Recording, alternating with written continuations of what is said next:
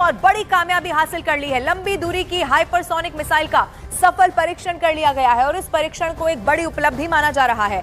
रक्षा मंत्री राजनाथ सिंह ने इस सफलता के लिए डीआरडीओ की टीम को बधाई दे दी है। ये बड़ी और अहम खबर आपको बता रहे हैं। रक्षा क्षेत्र में एक और ऊंचाई भारत ने छू ली है। लंबी दूरी की हाइपरसोनिक मिसाइल का सफल परीक्षण हो सका है। मिसाइल जैसे जैसे भारत और चीन के दरमियान जो मिसाइल रेस है वो तेजी पकड़ती जा रही है और जो हाइपरसोनिक मिसाइल्स के तजर्बे हो रहे हैं, इसमें पाकिस्तान के अंदर भी बड़ी बातें हो रही हैं कि शायद ये जो साउथ एशिया की जो स्ट्रेटेजिक एनवायरनमेंट है इसको ये डिस्टेबलाइज हो जाएगा। मिसाइल उन्होंने लॉन्च किया है और ये बहुत बड़ी बात है, गेम चेंजर वो कह रहे हैं। हमारे यहाँ पे गेम चेंजर सीपैक को कहा जी। मैं इस मिसाइल के ऊपर आपको बताना चाहूंगा। देखिए, मैं अपनी पिछली कुछ वीडियो में मैंने आपको बताया था, पूरी दुनिया को बताया था कि इंडिया जो है ना टेक्नोलॉजी में बहुत आगे चला गया हुआ है। जो हम लोग पहले नहीं मानते थे इस बात को, बिल्कुल हम इस बात को डिनाई कर देते थे कि इंडिया हमसे आगे नहीं जा सकता। 3, 2, 1 नाउ।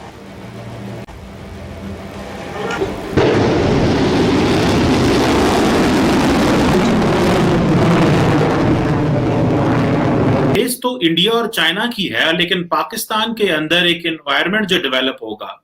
चाइना ने हाइपरसोनिक जो न्यूक्लियर वेपन डिलीवरी सिस्टम का जो टेस्ट किया, ये एक स्ट्रेटेजिक शिफ्ट है। इसको पाकिस्तान में ये समझा जा रहा है कि ये एक स्ट्रेटेजिक एनवायरनमेंट के हवाले से।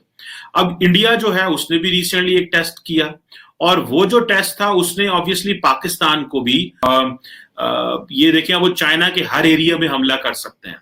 और इंडिया ने अपनी जो क्रेडिबल न्यूक्लियर डेटरेंस एस्टैब्लिश की, उससे पाकिस्तान जो है वो ऑब्वियसली उसके लिए मजीद खतरा है, क्योंकि मिसाइल रेस तो चाइना और इंडिया की है, लेकिन पाकिस्तान के लिए एक ये जो मिलिट्री मॉडर्नाइजेशन है ये एक इंपॉर्टेंट चीज। आप देखें कि अगर इंडिया जो है वो बहुत ज्यादा पैसा लगा रहा है, ठीक है, वो बहुत ज्यादा पैसा लगा रहा है मिलिट्री इक्विपमेंट को बाय करने में, तो पाकिस्तान के जो डिफेंस पॉलिसी मेकर्स हैं उनके पास क्या ऑप्शन है? क्या हमारे पास फंड्स हैं कि हम artificial intelligence, big data analysis, quantum computing और क्वांटम सेंसिंग एंड बायोटेक्नोलॉजी में पैसा लगा सकें? क्योंकि अभी जो इनोवेशन होगी वो साइंस एंड जो अभी जो टेक्नोलॉजी पैसा लगेगा वो साइंस एंड इनोवेशन पर लगेगा। और मॉडर्नाइजेशन चाहिए आपको कन्वेंशनल फोर्सेस में भी और न्यूक्लियर फोर्सेस में भी। और अगर पाकिस्तान ने इस चीज के ऊपर ध्यान ना रखा, पाकिस्तान के डिफेंस प्लानर्स ने ध्यान ना रखा, तो जो एक जो डेटरेंस पाकिस्तान ने एस्टैब्लिश की है, क्या वो हमसे वापस जा सकती है? क्या इंडिया जो है वो पाकिस्तान से बहुत आगे निकल जाएगा?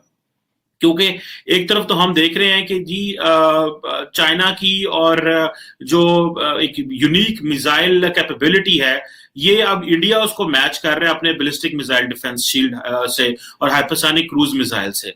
और ये जो है अभी वो आपको जिस तरह पता है कि वो S-400B बाय कर रहे हैं। उधर से आप देखें कि जो Indian prime minister Narendra Modi हैं, उन्होंने रिसेंटली ये कहा कि जो ममालिक हैं उनको इंडिया को जो है वो इन्वेस्टमेंट करनी चाहिए। वो कह रहे हैं कि जी माहौल बदल रहा है। उन्होंने कहा माहौल बदल रहा है, इंडिया मस्ट इनहैंस अपनी मिलिट्री कैपेबिलिटी को इनहैंस करें। और देखिए, अगर वजीर आजम लेवल पे ये बंदा बातें कर रहा है तो ये देखें वो क्या उसके सिग्निफिकेंस हो सकते हैं। उधर चाइनीज जो है वो भी लगे हुए हैं। अब चाइना को अगर आप देखें तो चाइनीज बात कर रहे हैं जी कि हमें अगले 100 साल की बात करनी है। ये जिहाद के ट्रक की बत्ती के पीछे लगा रखा है, इसकी जान छोड़ो, मैथ पढ़ो, इंग्लिश पढ़ो, इसके बगैर गुजारा नहीं है। इसके बगैर गुजारा नहीं है। ये जो लोग आपको रोजाना जिहाद कहते हैं, इन्होंने हिस्ट्री की किताबें नहीं पढ़ी हैं। आपके डीएनए में जिहाद नहीं है। प्लीज कोई अच्छी सी किताब हिस्ट्री की लेके पढ़े और कोशिश करें अपने डीएनए को समझने की कि आप ना जिहादी हैं ना जंगजू हैं। आप उन लोगों में नहीं, ये अफगान, ये तर्कश, ये ईरानी हीरोज की ये उनकी ये छोड़ दें, उनके पीछे जाने की। लोकल हीरो ढूंढे आप अपने जैसे। मैं जिस तरह कहता हूं आपकी मैं मिसाल देना चाहूंगा और मुझे पता कई लोगों के कलेजे को लगनी है। सर गंगाराम थे आपके, उनके बारे में पढ़े। महाराजा रंजीत सिंह के बारे में पढ़े। बड़ा सेकुलर वो था, रूलर था, लोकल था, जट था। और वाहिद रूलर था जो रूथलेस होकर लड़ता रहा, काबुल तक एक्सपैंड किया, चाइना तक बॉर्डर तक उसने एक्सपैंड किया। और मैं उसकी किताब पढ़ रहा था एक दफा खुशवंत सिंह की,